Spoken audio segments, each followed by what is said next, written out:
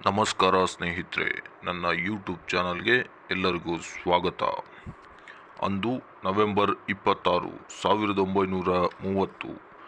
ಕೆನಡಾದ the meridian daily news ಪೇಪರ್ನ ಮುಖ್ಯ ಪುಟದಲ್ಲಿ ಶೀರ್ಷಿಕೆಯೊಂದು ಈ ವಿಚಾರ ಇಡೀ ಕೆನಡಾದ ಜನತೆಯಲ್ಲಿ ಸಂಚಲನವನ್ನು ಉಂಟು ಮಾಡಿತ್ತು. ನಾರ್ತ್ ಕೆನಡಾದ ಒಂದು ಹಳ್ಳಿ ರಾತ್ರೋರಾತ್ರಿ ಗುರುತು ಸಹ ಇಲ್ಲದಂತೆ ವಿಚಿತ್ರವಾಗಿ ಕಳೆದು ಹೋಗಿತ್ತು. ಸ್ನೇಹಿತರೆ, ನಾರ್ತ್ ಕೆನಡಾದಲ್ಲಿ ದೂರದಲ್ಲಿ ಒಂದು ಆಂಜಿಕುನಿ ನದಿ ಇತ್ತು. ಇದರ ದಡದಲ್ಲಿ 100ರಿಂದ 150 ಜನ ವಾಸಿಸುವ ಒಂದು ಹಳ್ಳಿ. ಇದರಲ್ಲಿ ಎಸ್ಕಿಮೋ ಎಂಬ ಬುಡಕಟ್ಟು ಜನಾಂಗ ವಾಸವಾಗಿತ್ತು. ಇವರು ನದಿಯಲ್ಲಿ ಸಿಗುವ ಮೀನು ಮತ್ತು ಅಕ್ಕಪಕ್ಕ ಕಾಡಿನಲ್ಲಿ ದೊರೆಯುವ ಪ್ರಾಣಿಗಳನ್ನು ಬೇಟೆಯಾಡಿ ಜೀವನ ಸಾಗಿಸುತ್ತಿದ್ದರು. ಈ ಜಾಗ ಅತಿ ಭಯಾನಕ ಮತ್ತು ನಿರ್ಜನ ಪ್ರದೇಶವಾಗಿತ್ತು, ಏಕೆಂದರೆ ಇಲ್ಲಿ ಮಾನವ ವಾಸಯೋಗ್ಯ ವಾತಾವರಣ ಇರಲಿಲ್ಲ. ಇಲ್ಲಿ ಲಕ್ಷಾಂತರ ಕಿಲೋಮೀಟರ್ನಲ್ಲಿ ಅಂದಾಜು ಕೇವಲ 1000 ಜನ ಮಾತ್ರ ವಾಸವಾಗಿದ್ದರು. ಇಲ್ಲಿ ಆಂಜಿಕುನಿ ನದಿಯಲ್ಲಿ ಸಿಗುವ ಮೀನು ಮತ್ತು ಅಕ್ಕಪಕ್ಕ ಸಿಗುವ ಪ್ರಾಣಿಗಳ ಶಿಕಾರಿ ಮಾಡುವುದು ರೂಢಿಯಲ್ಲಿತ್ತು. ಈ ಕಾರಣದಿಂದಾಗಿ ಆಗಾಗ ಹೊರಗಿನಿಂದ ಬೇಟೆಗಾರರು ಬಂದು ಹೋಗುತ್ತಿದ್ದರು. ಹೀಗೆ 1930ರ ಒಂದು ದಿನ ಭಯಾನಕ ಚಳಿಯಲ್ಲಿ ಈ ಪ್ರದೇಶಕ್ಕೆ ಒಬ್ಬ ಬೇಟೆಗಾರನ ಆಗಮನವಾಗಿತ್ತು. ಅವನ ಹೆಸರು ಜೋಯ್ ಲೆಬಲ್. ಹೀಗೆ 1930ರ ಒಂದು ದಿನ ಭಯಾನಕ ಚಳಿಯಲ್ಲಿ ಈ ಪ್ರದೇಶಕ್ಕೆ ಒಬ್ಬ ಬೇಟೆಗಾರನ ಆಗಮನವಾಗಿತ್ತು. ಅವನ ಹೆಸರು ಜೋಯ್ ಲೆಬಲ್. ಆತ ಶಿಕಾರಿಗೆಂದು ಈ ಪ್ರದೇಶಕ್ಕೆ ಬಂದಿದ್ದ. ಅವನು ಶಿಕಾರಿ ಮಾಡುತ್ತಾ ಎಷ್ಟರ ಮಟ್ಟಿಗೆ ಬ್ಯುಸಿ ಆದ ಅಂದರೆ, ಸೂರ್ಯ ಮರೆಯಾಗಿ ಚಂದ್ರನ ಆಗಮನವಾದರೂ ಅವನ ಪರಿವಿಗೆ ಬಂದಿರಲಿಲ್ಲ. ಮೊದಲೆಲ್ಲ ಈ ಪ್ರದೇಶಕ್ಕೆ ಶಿಕಾರಿಗೆಂದು ಬಂದಾಗ ಕತ್ತಲಾದರೆ ಇವನು ಎಸ್ಕಿಮೋ ಟ್ರೈಬ್ಸ್ಗಳ ಗುಡಿಸಲಿನಲ್ಲಿ ತಂಗಿ ಬೆಳಗ್ಗೆ ತನ್ನ ಮನೆಗೆ ಹೋಗುತ್ತಿದ್ದ. ಈ ಬಾರಿಯೂ ಸಹ ಅದೇ ಥರ ಯೋಚಿಸಿ ತನ್ನ ಸಾಮಾನುಗಳನ್ನೆಲ್ಲ ತೆಗೆದುಕೊಂಡು ಎಸ್ಕಿಮೋ ಟ್ರೈಬ್ಸ್ಗಳ ಗುಡಿಸಲುಗಳ ಕಡೆಗೆ ಹೊರಟ. ಅದು ಒಂದು ಹುಣ್ಣಿಮೆಯ ರಾತ್ರಿ. ಭಯಾನಕ ಮೌನ.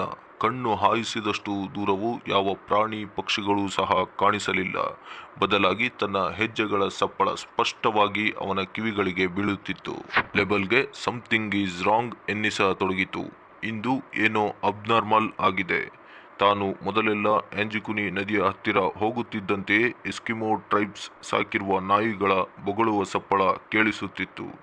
ಆದರೆ ಇಂದು ಭಯಾನಕ ಮೌನವನ್ನು ಹೊರತುಪಡಿಸಿ ಯಾವ ಪ್ರಾಣಿ ಪಕ್ಷಿಗಳ ಮತ್ತು ಮಾನವರ ಸಪ್ಪಳ ಕೇಳಿಸುತ್ತಿರಲಿಲ್ಲ. ಇದನ್ನೆಲ್ಲ ಗಮನಿಸಿದ ಲೆಬಲ್ ಬುಡಕಟ್ಟು ಜನಗಳು ಮಲಗಿರಬಹುದು ಎಂದು ಭಾವಿಸಿ ಗುಡಿಸಲುಗಳ ಕಡೆಗೆ ಜೋರಾಗಿ ನಡೆಯಲು ಆರಂಭಿಸಿದ. ಈಗ ದೂರದಿಂದ ಬುಡಕಟ್ಟು ಜನಗಳ ಗುಡಿಸಲುಗಳಿಂದ ಹೊಗೆ ಬರುವುದು ಕಾಣಿಸುತ್ತಿತ್ತು. ಫೈನಲಿ ಹಳ್ಳಿಯಲ್ಲಿ ಲೆಬಲ್ ಎಂಟ್ರಿಯಾದ. ಅಲ್ಲಿ ಯಾವ ಜೀವಿಗಳ ಸಪ್ಪಳವೂ ಇರಲಿಲ್ಲ. ಕೆಲವು ಗುಡಿಸಲುಗಳಿಂದ ಹೊಗೆ ಬರುವುದು ಕಂಡ ಲೆಬಲ್ ನೇರವಾಗಿ ಗುಡಿಸಲುಗಳ ಒಳಗೆ ಹೋದ. ಆದರೆ ಅಲ್ಲಿಯೂ ಯಾರ ಸುಳಿವೂ ಸಹ ಇರಲಿಲ್ಲ. ಇದನ್ನೆಲ್ಲ ಕಂಡ ಲೆಬಲ್ ಹಿಂದಿರುಗಲು ಯೋಚಿಸಿದ.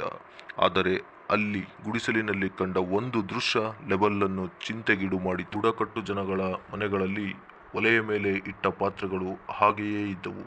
ಅದರಲ್ಲಿ ಆಹಾರ ಸುಟ್ಟು ಕರಕಲಾಗಿತ್ತು. ಬಟ್ಟೆಗಳು ಚೆಲ್ಲಾಪಿಲ್ಲಿಯಾಗಿ ಬಿದ್ದಿದ್ದವು. ದಾರ ಪೋಣಿಸಿದ ಸೂಜಿಯೂ ಸಹ ಹಾಗೇ ಇತ್ತು.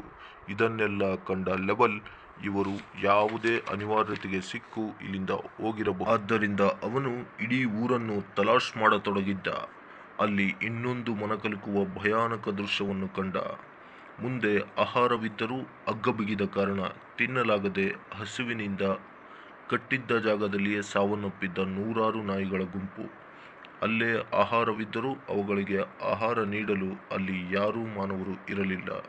ಅಲ್ಲೇ ಸ್ವಲ್ಪ ಮುಂದೆ ಹೋದರೆ ಲೆಬಲ್ಗೆ ದೊಡ್ಡ ಗುಂಡಿಯೊಂದು ಕಾಣಿಸಿತು.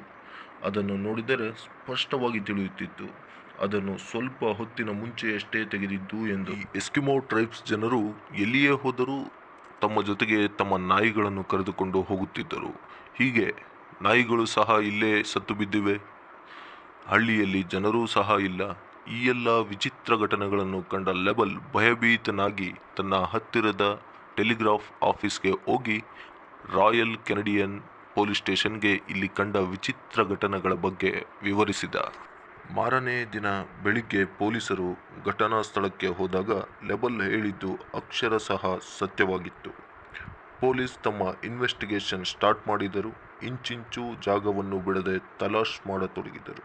ಪೊಲೀಸರ ಪ್ರಕಾರ ಒಂದು ವೇಳೆ ಈ ಎಸ್ಕಿಮೋ ಟ್ರೈಬ್ಸ್ಗಳ ಮೇಲೆ ಯಾರಾದರೂ ದಾಳಿ ಮಾಡಿದ್ದರೆ ಜನರು ಸಾವನ್ನಪ್ಪುತ್ತಿದ್ದರು.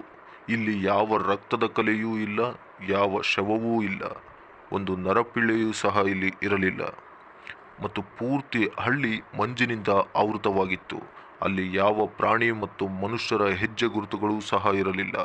ಕೊನೆಯದಾಗಿ ಲೆಬಲ್ ಓಡಾಡಿದ ಹೆಜ್ಜೆಯ ಗುರುತುಗಳೇ ಮಾತ್ರ ಇತ್ತು. ಒಂದು ವೇಳೆ ಬುಡಕಟ್ಟು ಜನಗಳ ಮೇಲೆ ದಾಳಿ ಮಾಡಿ ಮೃತದೇಹಗಳನ್ನು ನೀರಿನಲ್ಲಿ ಹಾಕಿದ್ದಾರೆ ಅಥವಾ ಈ ಜನಗಳೇ ನೀರಿನಲ್ಲಿ ಯಾವುದೋ ಅನಿವಾರ್ಯತೆಗೆ ಸಿಕ್ಕಿ ಬೇರೆಡೆ ಹೋಗಿದ್ದಾರೆ ಎನ್ನಲು ನೀರು ಪೂರ್ತಿ ಮಂಜುಗಟ್ಟು ಬಿಟ್ಟಿತ್ತು. ಅವರ ದೋಣಿಗಳು ದಡದಲ್ಲಿಯೇ ಇದ್ದವು. ನದಿ ಪೂರ್ತಿ ಮಂಜಿನಿಂದ ಆವೃತವಾಗಿದ್ದರಿಂದ ಅಲ್ಲಿ ಸಂಚಾರಕ್ಕೆ ಯೋಗ್ಯವಾಗಿರಲಿಲ್ಲ. ಪೊಲೀಸ್ ಇನ್ವೆಸ್ಟಿಗೇಷನ್ನಿಂದ ಬಯಲಾದ ಇನ್ನೊಂದು ಅಚ್ಚರಿಯ ಸಂಗತಿ ಎಂದರೆ ಲೆಬಲ್ ಈ ಊರಿಗೆ ಭೇಟಿ ಕೊಡುವ 8 ದಿನಗಳ ಮುಂಚೆಯೇ ಈ ಘಟನೆ ನಡೆದಿರಬಹುದು ಎಂದು ಅವರು ಶಂಕಿಸಿದರು. ಈ ಪೊಲೀಸರ ಮುಂದೆ ಸಾವಿರಾರು ವಿಚಿತ್ರ ಪ್ರಶ್ನೆಗಳಿದ್ದರೂ ಅವರ ಬಳಿ ಇದ್ಯಾವ ಪ್ರಶ್ನೆಗಳಿಗೂ ಒಂದು ಉತ್ತರವೂ ಸಹ ಇರಲಿಲ್ಲ.